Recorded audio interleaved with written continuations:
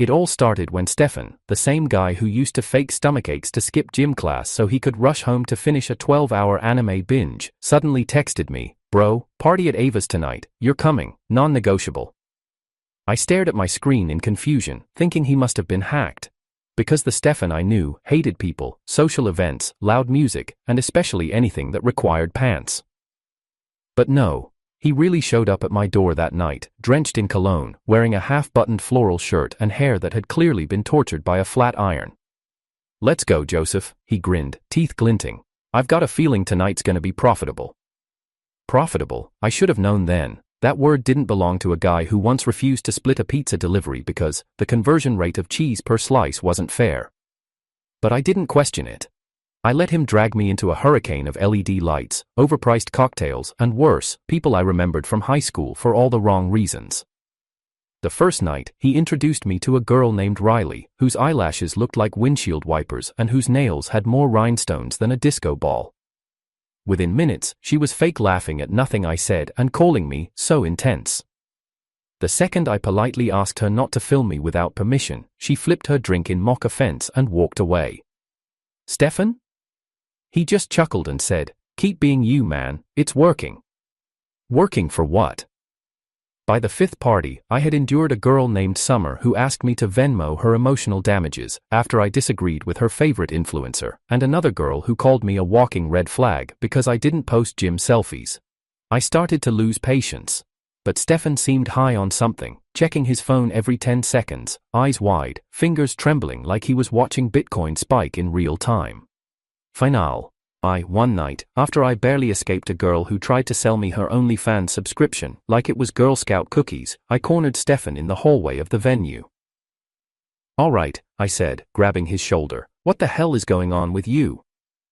He hesitated, shifted on his feet, then sighed. "Okay, listen, I didn't know how to tell you this, but I got chosen by a system." My face probably said try again. "It's called the backstab protocol," he continued. "Basically, the more girls hate you, the more cash I earn. Their emotional reactions generate energy, and the system turns it into literal money. But," he raised a finger, "you have to be you, honest, brutally, so I started bringing you around." I blinked. "You're farming hate currency, from women, using me." He nodded. "And bro, we're rich." I should have walked away, but then he showed me his phone. Bank app. Real money, 5 figures, all from getting me cancelled at scale. And in that moment, something inside me clicked, not with anger, not with pride, but with cold, calculated clarity. "Fine," I said, cracking my knuckles. "Let's weaponize it. If the world wants to be offended, I'll give them a masterpiece." Stefan blinked. "Wait, seriously?" I smiled. "Get ready to split it 50-50, I'm going full villain."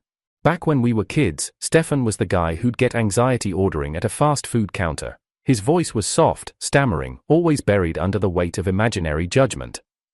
He had one hoodie, oversized and faded navy blue, that he wore like armor from grade school to senior year. He was the type of guy who'd lend you his game controller and apologize if it glitched, even though you'd already broken it. And I? I was the opposite. Sarcastic, blunt, emotionally bulletproof, or at least that's what people assumed. Truth was, I just learned early on how to keep my walls up. Stefan and I clicked not because we were similar, but because we were loyal. He kept me grounded, and I gave him just enough edge to survive high school. That loyalty never cracked, not even when life threw its cruelest jokes. But ever since the backstab protocol latched onto him, something inside him shifted. He became jittery, greedy, and wildly unpredictable. Not in a selfish way, just in a, I finally found a cheat code to life kind of way. "You don't understand, Joseph," he told me the morning after our 5th party massacre. "The system, it rewards chaos, it rewards hatred, but it needs fuel. That fuel is you." I didn't get offended, I just nodded, logged it mentally, and began preparing myself for war. If I was going to be hated, then I'd be strategically hated. Not randomly, not for nonsense, I'd roast hypocrisy, I'd destroy fakes, I'd aim precisely and unapologetically. If there was currency in contempt, then I was about to become the richest moral villain alive. College wasn't just a place anymore, it became the arena. Every hallway, every club event, every seminar had the potential to turn into a monetized battlefield. And it all came to a head at our university's highly anticipated alumni class reunion gala. I wasn't even going to attend until Stefan burst into my room with a silk shirt, matching dress shoes, and a breathless look in his eyes. "She's going to be there." I didn't even have to ask. "Leah?" He nodded. "She just posted a story. She's flying in." Leah, the walking contradiction, my childhood crush, my teenage downfall, my adult headache. Back in 8th grade, we shared a secret friendship. We'd trade anime DVDs, take long walks under fake romantic tension, and talk about escaping our hometown. Then high school came, and Leah transformed. She became that girl, homecoming queen, Instagram philosopher, self-declared speaker of all women. Our conversations dried up the moment I stopped telling her what she wanted to hear. We hadn't spoken in 3 years, but I kept tabs, because of course I did. She'd joined a live stream panel on feminine rage, where she ranted about men needing to emotionally starve. Another time she went viral for filming herself crying about being ghosted, only to find out later she was ghosted by a guy she never actually dated. Classic Leah. And now she was back, with her signature pout, trademark soft focus camera filter, and, apparently, a new boyfriend. At the reunion, the ballroom was decked out like a corporate gala. Gold and white linens, crystal chandeliers, a jazz quartet playing near the hors d'oeuvre table.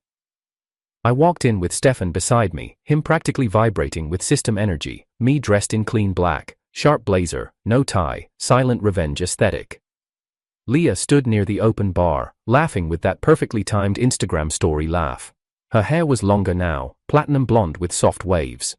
Her outfit, a beige power suit with glitter heels, screamed subtle luxury, and on her arm was a guy who looked like he stepped out of a finance-themed anime. Tall, square-jawed, deep V-neck, wearing shades indoors. That had to be the boyfriend. They noticed me within seconds. Leah's lips parted in faux surprise. "Joseph?" I tilted my head. "Didn't recognize you. Last time we met you still had a personality." Her smile twitched. "Still sharp, some things never change. And some people just get shinier with filters." Her boyfriend coughed into his fist and stepped forward. "Hey man, I'm Caleb. You probably know Leah from way back, huh?" "Yeah," I said, before she turned her trauma into merch. Leah laughed, but her eyes were cold. "Still bitter?" I shrugged. "Nope. Just broke enough to be honest."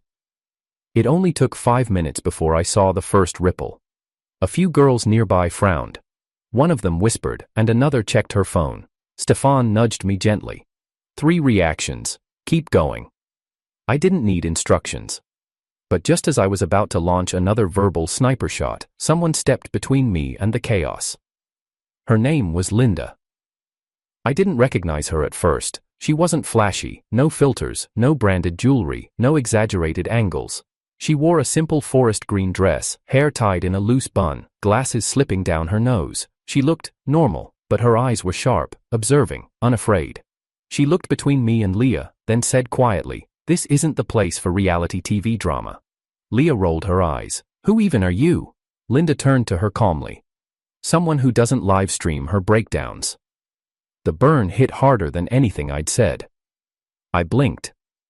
Leah scowled and walked off with Caleb in tow, spitting toxic masculinity under her breath. The crowd shifted. More whispers, more eyes. Stefan's phone buzzed like a jackpot machine. "Joseph, dude, you just triggered a mini gold mine." But I wasn't listening anymore. I was watching Linda. "Thanks," I said. She looked at me. "Don't thank me, just don't become what they already think you are." That stuck, harder than I wanted to admit. Later that night, Linda stood alone at the punch table, sipping quietly. I walked over. "So, you're not part of the Leah fan club?" She shook her head. "I was, once, until I saw how she treats people who stop clapping." That line hit harder than a slap. I wanted to say something clever, but all I managed was, "You're different." She smirked. "That's what they all say, until I stop agreeing with them." That night, I didn't roast her, didn't provoke her, didn't even try. And that's how I knew, she wasn't like the others. But the system didn't care about emotional depth, it cared about hate, and Stefan, now fully drunk on money, looked at me like a man holding a golden goose. "If she ever hates you," he whispered, "we get 5 times the payout." I stared at Linda from across the room. For the first time, I wasn't sure I wanted the money. By the time I arrived at the reunion, the banquet hall was already pulsing with carefully curated chaos. Champagne flutes clinked in rhythm with fake laughter. Girls posed under soft lighting like life was one long photo shoot, while guys hovered near the buffet pretending not to check their bank balances every 10 seconds. Leah stood at the center of it all, like a queen whose kingdom was built on compliments and conveniently forgotten context. Her outfit tonight was a form-fitting white jumpsuit with an unnecessary cape, like she was about to both win an Oscar and lead a TED Talk. Her smile was weaponized, calibrated to look gracious in photos and condescending in person. She twirled a glass of rosé in one hand while speaking to a group of girls and a few hopeful simps orbiting her like helpless satellites. "You know what I realized?" she said loudly, eyes scanning the room just to make sure enough people were listening. "Broke men are the loudest. The more irrelevant they are, the more they complain about gold diggers. Like, babe, nobody's digging your 374. The girls laughed in sync. One of the guys, thin, eager, wearing a watch way too big for his wrist, nodded like a dashboard bobblehead. "Facts," he said. "Real women," Leah continued, "don't need a man, we choose them. And if you're not offering anything but complaints, you should just exit the dating pool entirely. Go fight in a group chat." I stood quietly at the back, arms crossed. Stefan was next to me, bouncing on his toes like a caffeinated rabbit, whispering, "Say something, bro, she's baiting you. Come on, one line, we get paid." "I'm not here to start drama," I said. Stefan lowered his voice. "We made $6,000 from that eye roll you gave last night. $6,000. I glanced back toward Leah. She had moved on to another hot take, this time about toxic masculine energy being anything that doesn't clap loud enough when she walks into a room. I rolled my eyes again. Stefan's phone buzzed instantly. He grinned. "Confirmed, one eye roll, $800. It's like stock trading, but the stock is your disdain." Still, I kept quiet. Until she showed up. Her name was Haley. She once ran a blog about ethical shopping while secretly working as a brand promoter for a fast fashion app. She was perched on a velvet chair, live streaming herself, while a guy rubbed her shoulders like she was hosting a talk show. "Honestly," she said into her phone, "if a guy ever asks to split the bill, I cut him off immediately. That's low-tier behavior. I don't date men, I date providers." I exhaled. "Stefan." "Yes?" "I'm going in." The moment I stepped into the frame of her live stream, she glanced at me and said, "Oh God, Joseph, I thought you dropped out of relevance." "I did," I replied, "right around the time your third boyfriend started using your skincare discount codes." Her face stiffened, the comment section flared. She narrowed her eyes. "Why are you even here?" "To provide balance," I said. "Too much delusion in one room can cause hallucinations." Gasps rippled. Stefan's phone went crazy. Haley pointed her acrylic nail at me. "You're exactly why women are angry." "No," I said, "women like you are why men go mute." The comment section exploded, screenshots flew. Stefan shoved his phone in my face, his account had jumped by 5,000 in 2 minutes. Haley shouted something about internalized misogyny, but I was already walking away. Across the room, Leah stood frozen, lips slightly parted, eyes narrowing. She pulled out her phone. Within the hour, she posted a clip of me confronting Haley, captioned, "This is Joseph, an example of why safe spaces matter. This is the kind of guy who blames women when they don't bow to his mediocrity." The post blew up. Within minutes, I was being tagged in stories by girls I didn't even know. Stefan looked like he'd won the lottery. And to be fair, he kind of had. "Dude," he said, holding up his screen, "do you see this? That post just triggered another 10,000. You're not just hated, you're trending." I shrugged. What's hate if it pays the rent? So I leaned in, hard. The next day, I posted a video response, simple format, black t-shirt, neutral wall, camera steady. "I've been accused of being a misogynist because I said splitting the bill isn't a crime. Apparently not bowing to every self-declared queen makes me problematic, so here's what we'll do." I stared into the lens.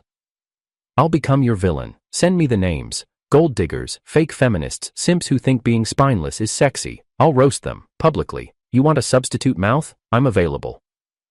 Stefan watched the view count like it was a horse race, 50,000, then 100, then 200. I set up a submission form. People flooded my inbox with stories, names, screenshots, receipts. I curated the best ones, added commentary, went live every Saturday. The series was called Roast to Riches. Bullet comments flew like daggers. Yes, finally someone says it. He's toxic, but entertaining. My ex is shaking. I feel exposed, but I can't stop watching. Leah, meanwhile, doubled down. She started a counter-series.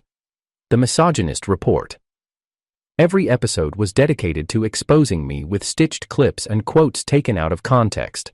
But it backfired. Even her own followers started laughing in the comments. Girl, you're making him famous. Low-key, his roast was funnier. You're just mad he didn't simp. Our feud became an event. Students formed factions. I walked through campus like a meme come to life. Some girls crossed the street when they saw me, others asked for selfies, as the villain. And the money, it kept coming.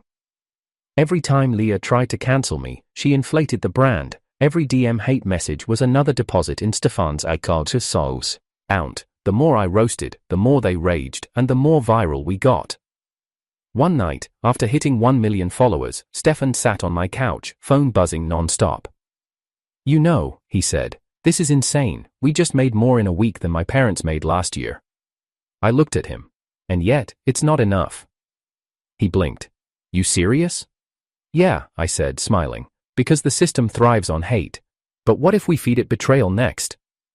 He frowned. Wait. Betrayal of who? I didn't answer. Instead, I opened a new folder titled Operation Linda. Stefan's eyes widened. You wouldn't. Relax, I said, though I wasn't sure anymore. It's just insurance. But deep down, I knew, if this kept going, I'd eventually have to make a choice. Linda, or the system. Respect, or revenue. And I wasn't sure which one I'd choose. For days, I was untouchable. Every insult I hurled landed. Every sarcastic swipe went viral. Every time I roasted a manipulative girl or embarrassed a simp mid-comment thread, the views surged. Stefan and I would sit at our desks like kings, tracking numbers like war generals reviewing battle maps. But somewhere between the 50th livestream and the 100th message submission, something started to shift. Not around me, inside me. I couldn't tell exactly when it began. Maybe it was during a campus event when a girl I'd never spoken to saw me and physically recoiled. Maybe it was when I overheard a whisper near the vending machines. That's him, the hate farmer, stay away.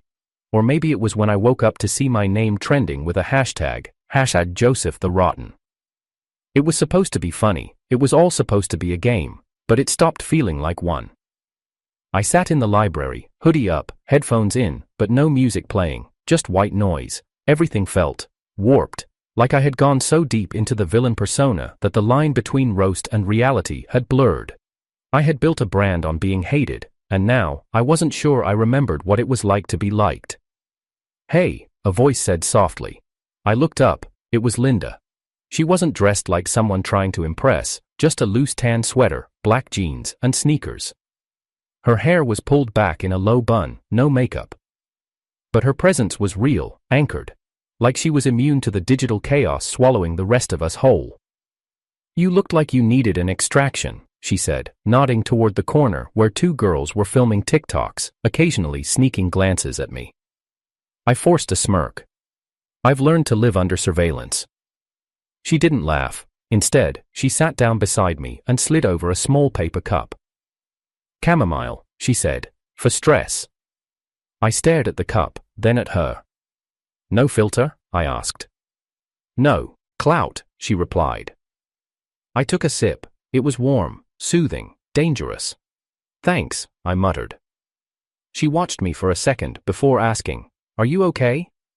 It was such a simple question, but no one had asked it in weeks, not sincerely, at least, not without expecting a snarky comeback or a screenshot-worthy answer.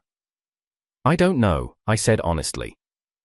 That night, I walked home slower than usual. Stefan was waiting on the steps with his laptop open and eyes wide. Joseph, he said, waving me over. The system updated. What now? I muttered. He turned the screen. There it was, a glowing notification. Backstab opportunity detected. Target, Linda, projected bonus, 5x standard rate. Target holds high moral value, emotional rarity, and low hate resilience. Maximum payout possible if successfully turned against host. Proceed. I stared at the screen for a long time, 5 times the normal rate. That wasn't just rich, that was life-changing. That was startup money, investment capital, early retirement. For a college student, it was another universe. She's the jackpot, Stefan whispered. I said nothing. You don't have to, go nuclear, he added. Just make her dislike you. Maybe stage a lie, twist something, push a few buttons. You're good at that.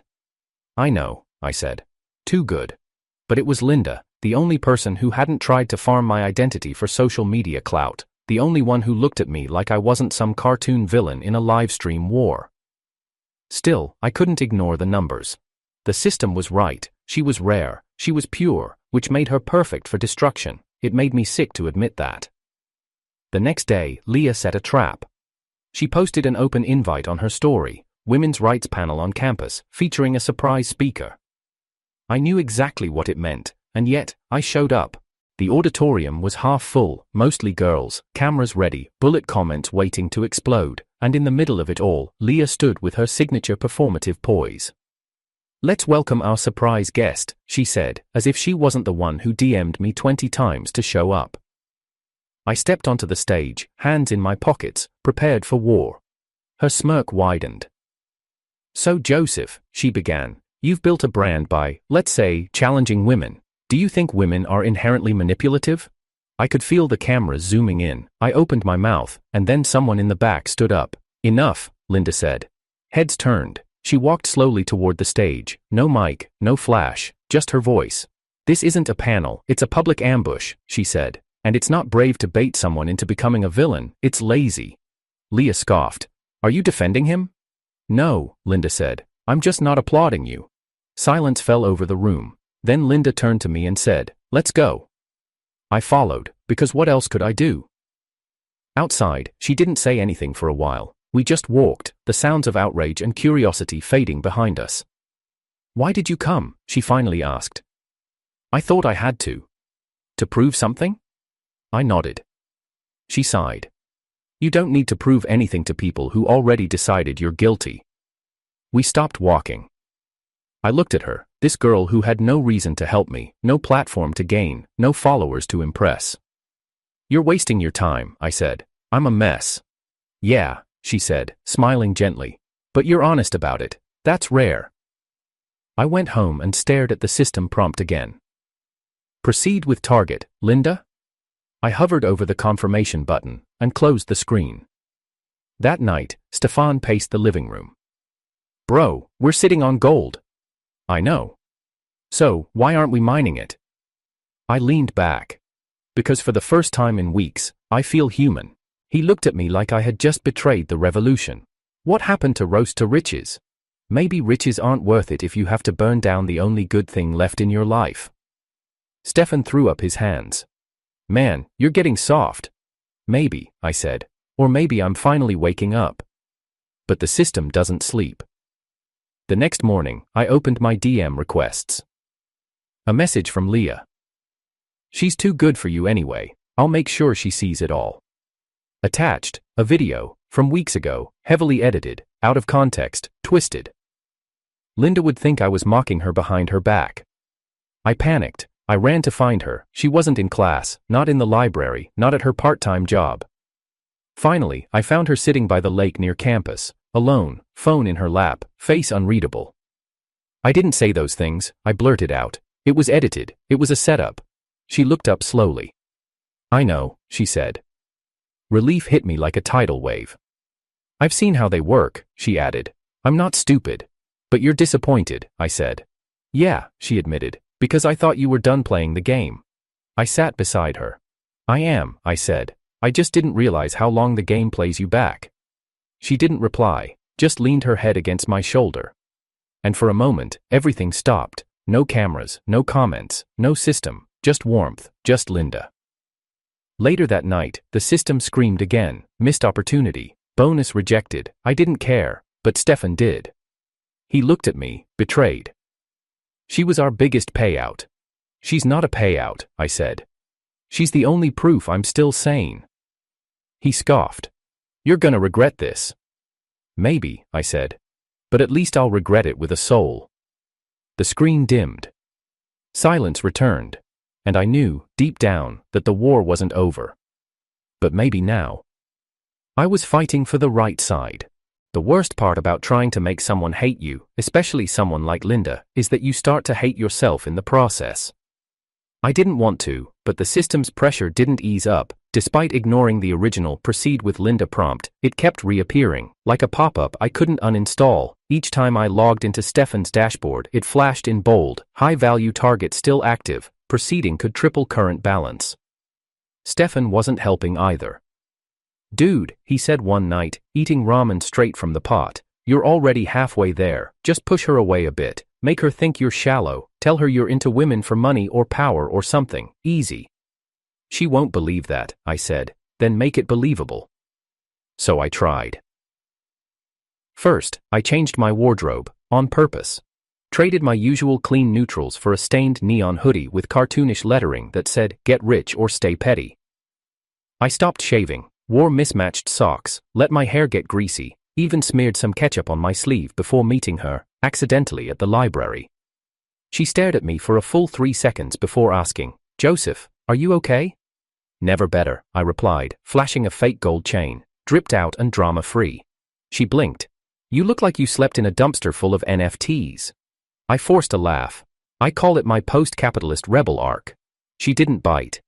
The next day, I staged a moment in front of her where I got a phone call and answered loudly. "Yeah bro, I need that 10 grand back. No, just scam the new intern, she's dumb enough." She watched me with narrow eyes. Later that evening, she pulled me aside. "Was that call even real?" "Why, you worried I'm a broke scammer?" I said with a smirk. She didn't flinch. "I'm worried you're pretending to be one." I looked away. "You're not a good liar," she added. I was running out of moves, so I went for 2. He last resort. I messaged her the next morning. "I'm in trouble, real trouble, need money, can't explain now, can you send me anything?" I expected her to block me. Instead, she transferred 20,000 yuan with a message. "This is all I have, use it to get through, just promise me you'll be okay." I stared at the screen for a full 5 minutes. My chest hurt, not in guilt, something worse, something like grief for the person I was becoming. I returned the money the same night, and she didn't say a word about it. Just texted, "I trust you, even if you don't." But the world doesn't wait for your moral dilemma to resolve. Leah struck. She posted a livestream titled, "The Truth About Joseph, Finally Exposed." Thumbnail was a heavily filtered photo of me mid-sentence, looking like I was spitting fire. The caption, "Watch before he deletes everything."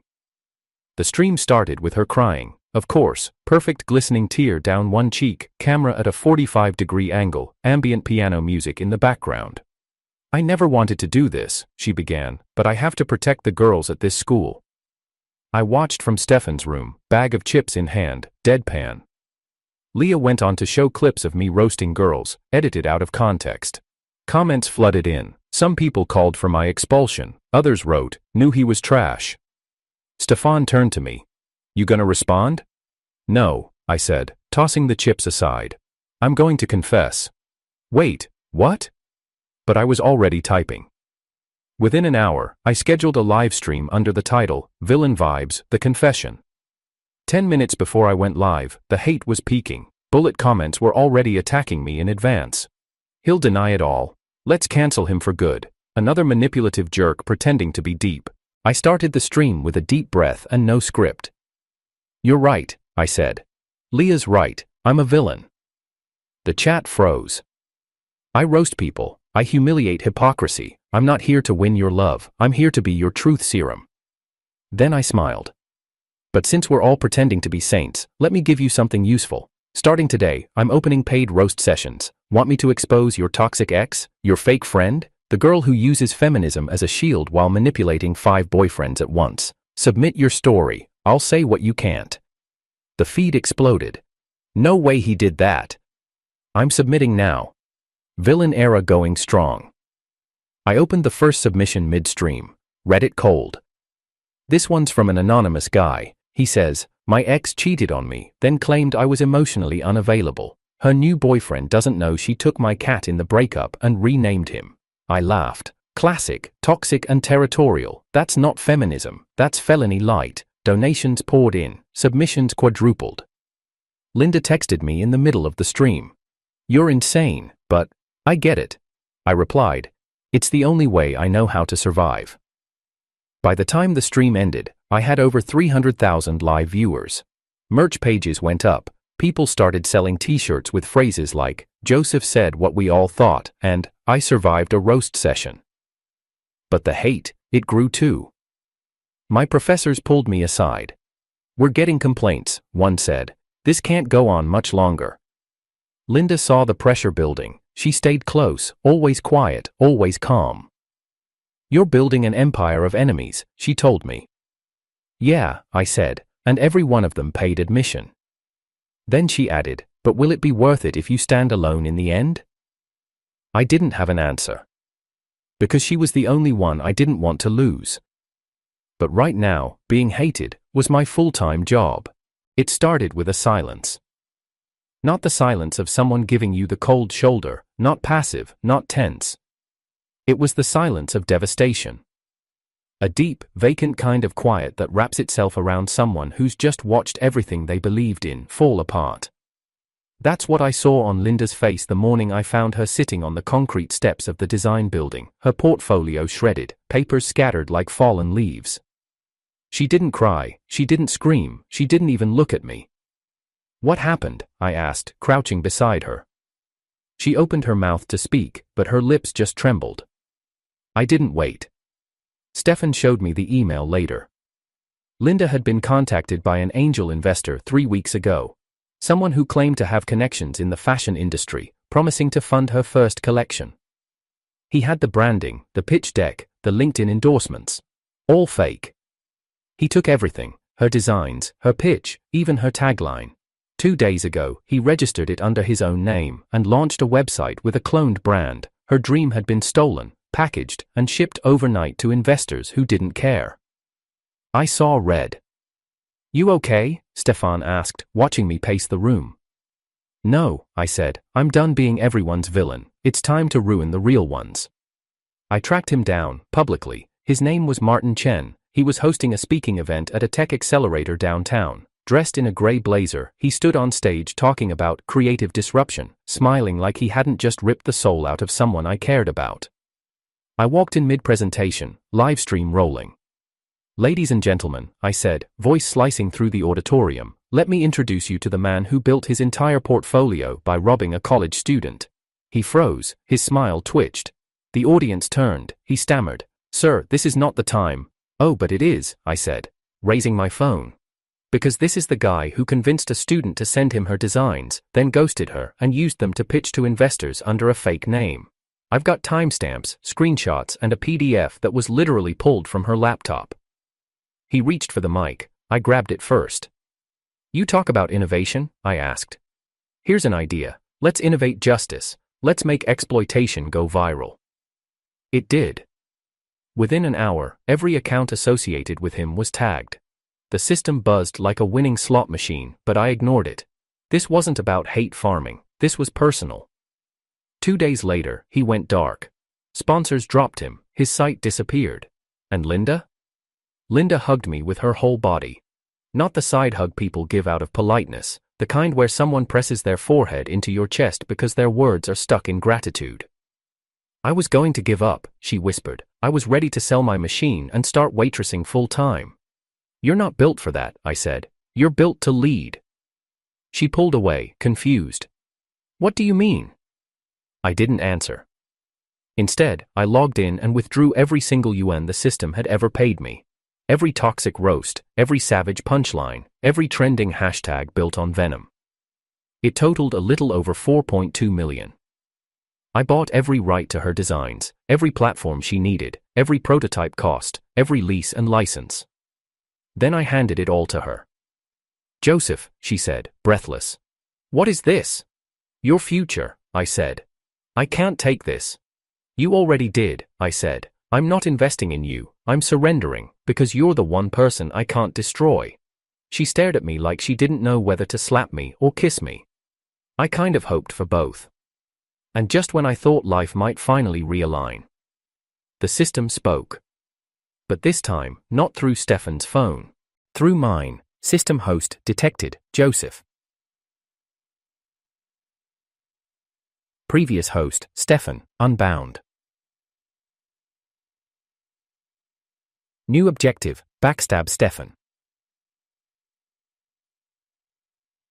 Each time Stefan is emotionally damaged by the host receives monetary gain.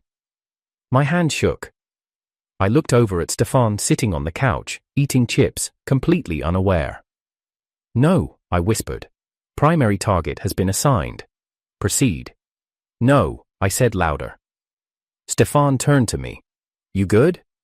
I didn't answer. The screen flickered. "Would you like to receive a preview of your potential earnings?" Before I could even refuse, the numbers rolled in. Every childhood memory, every vulnerable moment, every opportunity to betray.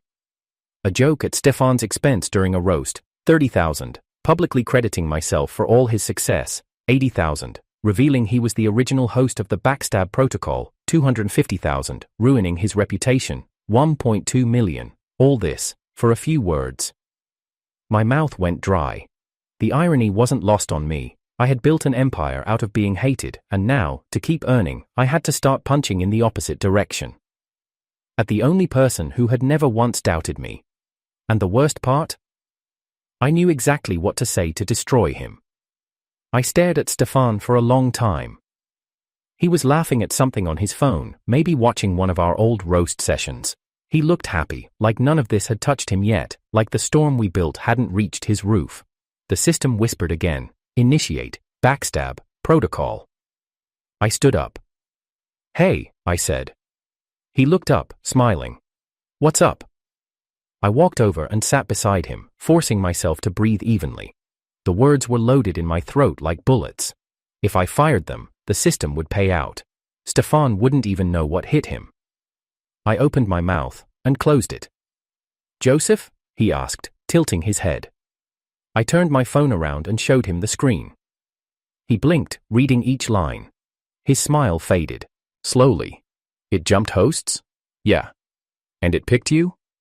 I nodded. He exhaled, rubbing his forehead. "Damn, that explains the silence in my head. So, what now?"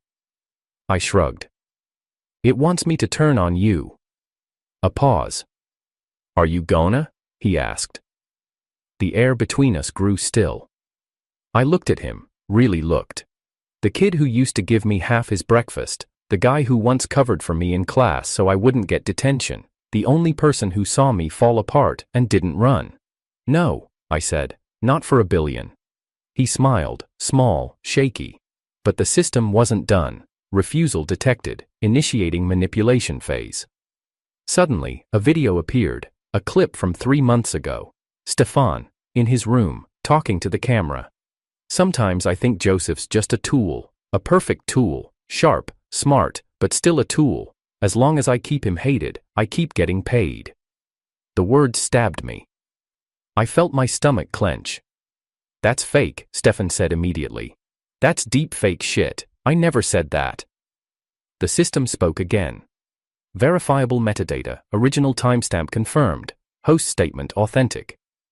I couldn't breathe. He stood up. "Joseph, I swear, whatever I said, it was probably a joke. I was under pressure. You called me a tool," I said quietly. "I didn't mean it." "Did you believe it?" He hesitated. That was enough.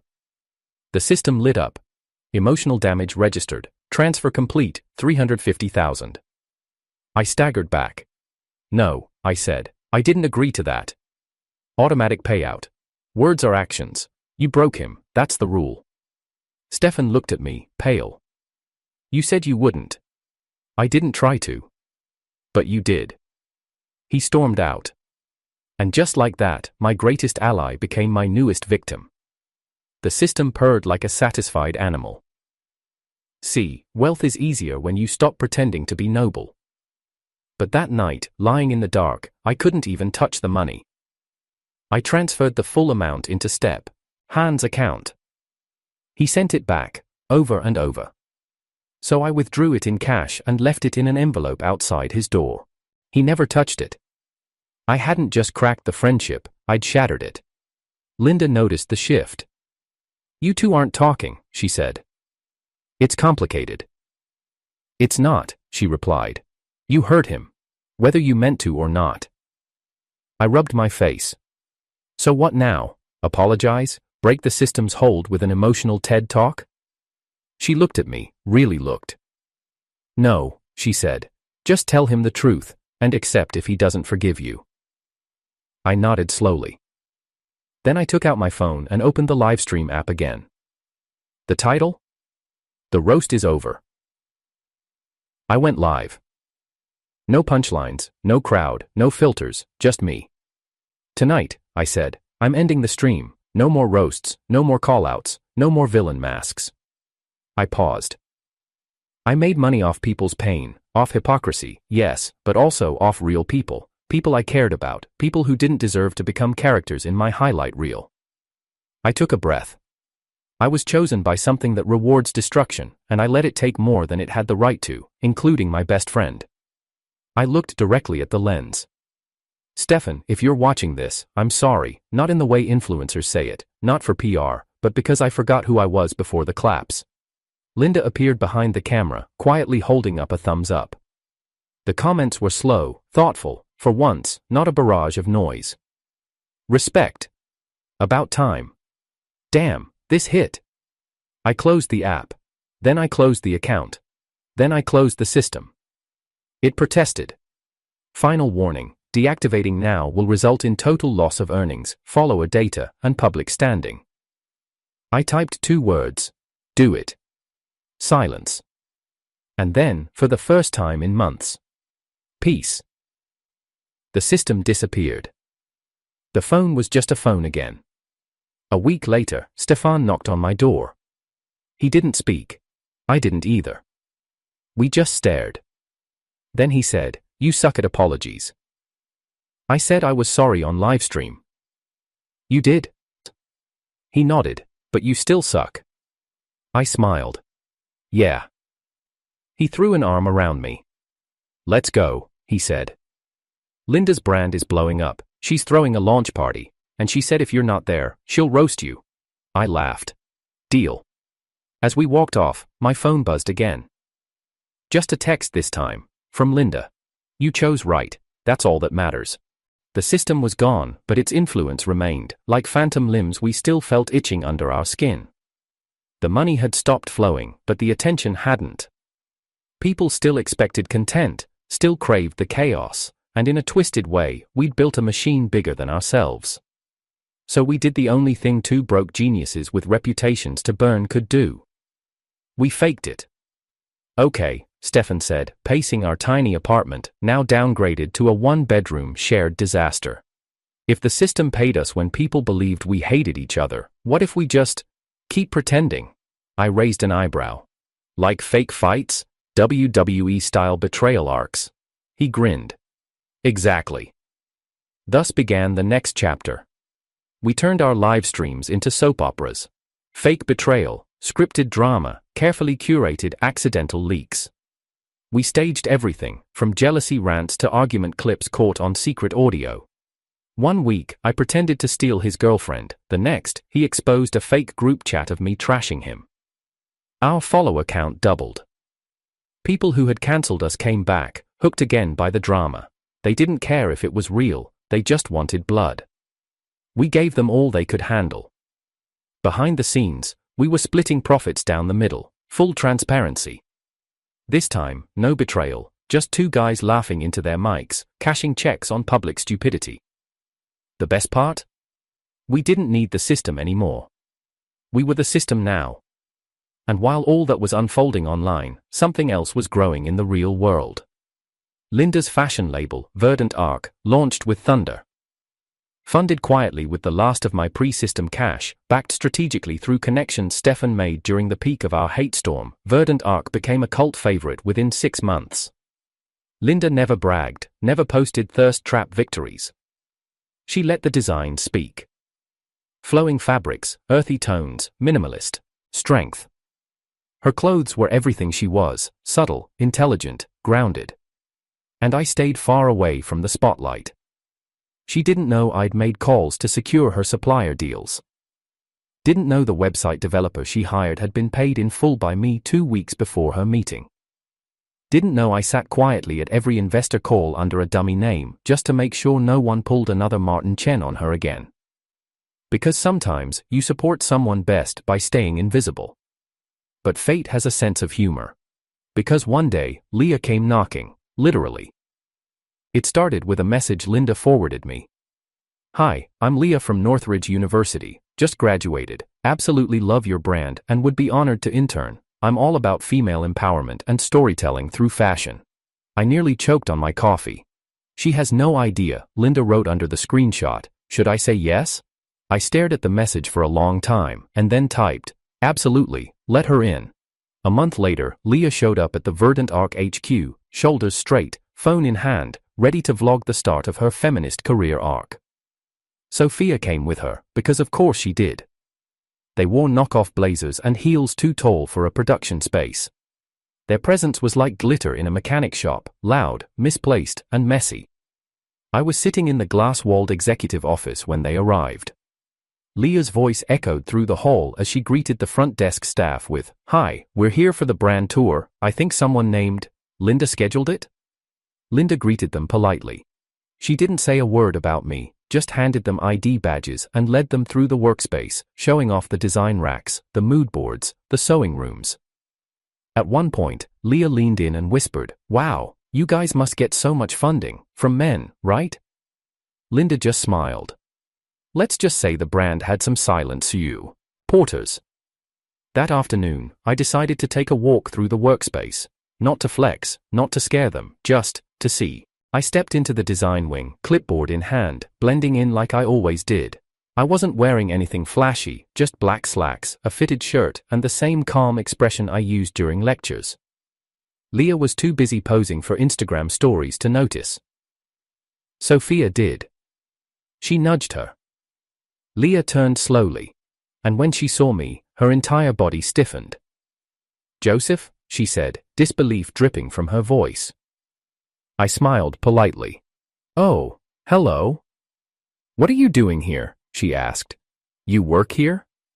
Before I could respond, Sophia snorted. "Makes sense. You probably begged for a job after getting cancelled so hard. Intern track, huh?" I tilted my head. "Something like that." Leah smirked. "Guess karma's real after all." At that moment, Linda walked over. "Everything okay?" Leah turned to her. "Yeah, just ran into an old classmate, didn't know you were hiring people like him." Linda raised an eyebrow. "People like who?" "You know," Sophia cut in, "washed-up livestream clowns." Linda looked at me. I said nothing. She smiled. "Right, that reminds me, the production team wanted to meet the newest intern applicants."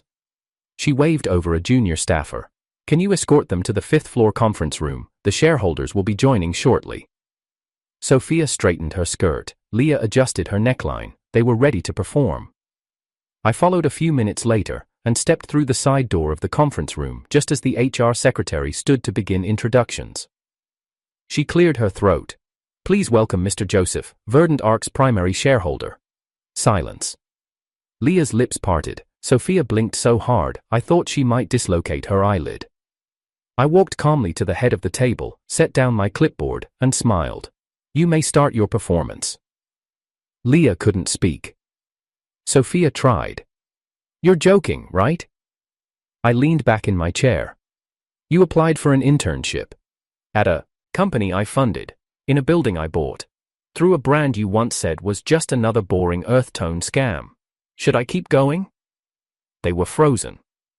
Behind the one-way glass, Linda watched, arms crossed, eyes calm. Revenge didn't have to be loud, it could be quiet, measured. I stood. "Thank you for coming," I said. "We'll let you know if you're selected." I walked out. The secretary escorted them in silence. Linda met me in the hallway. She didn't say a word, just smiled. Because sometimes the best closure is letting them feel how small the stage really is when no one's clapping. Later that evening, Linda and I sat on the rooftop of the building. No cameras, no microphones, no audience, just the soft hum of the city and a thermos of tea she'd brought up. "You didn't have to do that," she said, watching the skyline. "I know." She didn't look at me. "But I'm glad you did." I smiled faintly. "They'll still spin the story.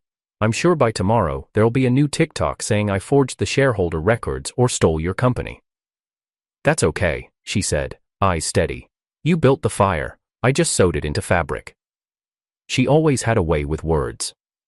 I thought of the system, the choices, the money, the algorithm that had once turned heartbreak into income, and I thought about the twist, how Stefan and I had faked our way into relevance just to survive the crash.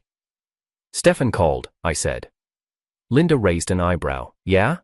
He got offered a sponsorship, wants me to do one final Betrayal livestream, the biggest one, fake lawsuits, emotional fallout, millions on the table." She looked at me. "What did you say?" I told him I'd only do it if we split it with you. She laughed softly. "I don't need the money. It's not about need." Silence stretched between us. Then she asked the one question I had been avoiding for months. "When are you going to stop performing?" I blinked. "What do you mean?" "This," she said, gesturing vaguely toward me. "All of this, the fake villains, the masked revenge, the strategic silence, when do you stop playing the part?" I wanted to answer quickly, say something clever, something smooth, but I didn't, because I didn't know. When you wear the mask long enough, it starts to mold to your skin, and even when you peel it off, the impression stays. "I'm trying," I said quietly. She nodded. "Good." There was a long pause, then she leaned her head on my shoulder. No confessions, no declarations, just stillness. Later that week, Leah and Sophia posted a video, some shaky footage, awkwardly edited, captioned, "The day we were tricked into working for our ex's brand." It flopped, people were tired of the villain arc, they were ready for something else, and Stefan and I delivered. We ended our series with one last twist, a livestream titled, "Why I Betrayed Him, and Why He Let Me." A confession, a reconciliation, a handshake turned into a brotherhood. We cried on camera, real tears this time. It was the first unscripted video we'd done in months. And people loved it. Because after all the chaos, all the pettiness, and all the betrayals, people still wanted to believe in something real. Verdant Arc expanded to 3 cities. Linda never took a cent from the system, never built her brand on hate. But every time she stood in front of a mirror, wearing her own clothes, head held high, she was proof that revenge didn't need to be loud to echo forever. And me? I stepped away from the drama. Bit by bit. I stopped chasing the algorithm and started chasing peace. Some nights, I'd find Linda sketching on her balcony. She'd look up, eyes soft, and ask, "You good?" And I'd say, "Yeah." Because sometimes, the best ending isn't explosive. It's quiet, it's healed. It's the girl who saw through your lies, the friend who faked a fight just to help you win, the company you built without stealing anyone's name. It's looking your past dead in the eye and saying, "I forgive you, but I remember everything." And that's the final performance, curtains closed, applause optional.